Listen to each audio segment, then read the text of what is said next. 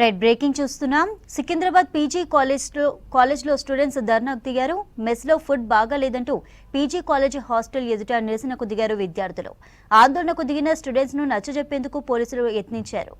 Hostel మెస్లో food విషయమై ఎన్నిసార్లు అధికారులకు విజ్ఞప్తులు చేసినా పట్టించుకోవట్లేదని విద్యార్థులు ఆగ్రహం వ్యక్తం చేశారు.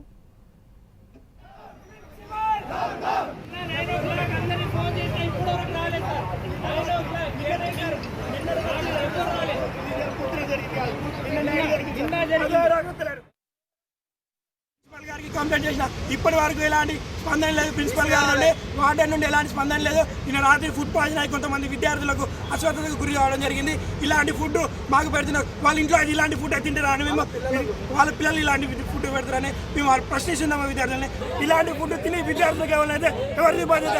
ఇలాంటి ఫుడ్ తిని విద్యార్థులు మరణించినా కూడా ఈ యాజమాన్యం పట్టించుకునే స్థితిలో లేదు. అంతా చెప్పి వార్డెన్ ప్రశ్నిస్తే రోడ్డు మీదకి వెళ్ళమంటుండే ఏం చేసుకుంటారో చేసుకోరని ఇంత నిర్లక్ష్యం.